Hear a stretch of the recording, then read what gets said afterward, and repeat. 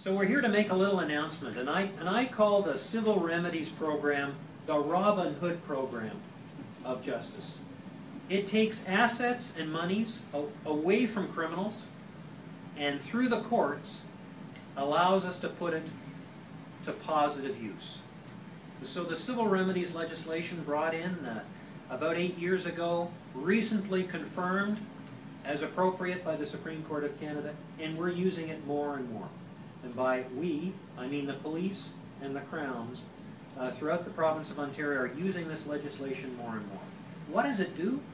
It allows the police and the Crowns working together to seize assets, whether they're grow-op houses, whether they're motorcycle gang clubhouses, whether they're illegal means of committing crime, whether they're monies, seize them, and with the court's permission, convert those assets into money and to then use them to benefit victims of crime or to help communities stay safer by investing in initiatives for the police force.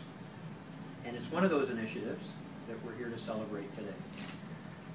Every year, police forces from around the province apply for monies from the Civil Remedies Program. There's a lot of competition for the funds available. This year, the Chatham Police Service put in a very strong application, and they're going to be receiving more than $32,000 for special video equipment that they have decided will bolster community safety in this region. I want to congratulate the Chatham Police Service for this application. I want to congratulate you for the very strong application you put in, because there are many applications and there's not as much money to distribute as we'd like. I think that's a testament to your police force, a testament to the thought and the effort that was put into the application. And I'm pleased that this program is going to be able to be used to further strengthen policing in this community. At the end of the day, everybody, whoever they are and wherever they are, has the right to be safe and to go about their daily lives in the way that they wish to within the law. I want to thank you again for the opportunity to be here. Pat, I want to thank you again for the great work that you do, together with all those in this room and outside, in making for a very strong community in the region. Thank you very much. As the Minister indicated, certainly the police are dedicated to making our communities safer, and that is certainly a primary goal of the Chatham-Kent Police Service. And in doing so, we look to partner with whoever we can, the community itself, the members of the other members of the justice system, including the Crown's office. But now we see that we go right up to the Ministry of the Attorney General, and we thank you very much for the Minister attending here today, for being an advocate of the Civil Remedies Program, which is really a great program because it is very rewarding to us, as well as being a good tool to be able to seize assets from the criminals. It really hurts them in their pocketbook and makes crime less profitable, and that's wonderful.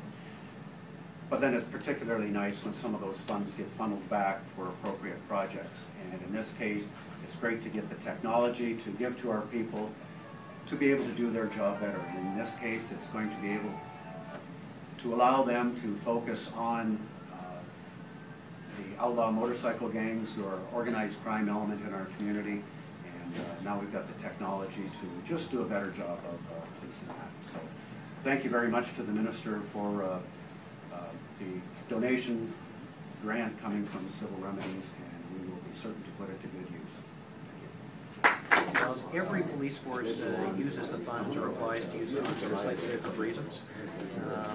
The Chatham-Kent Police Service has decided that enhanced video surveillance capability will enable them to get better evidence against those engaged in criminal activity, better watch people who might be engaged in criminal activity, and to gather evidence, better able to protect the people of this community.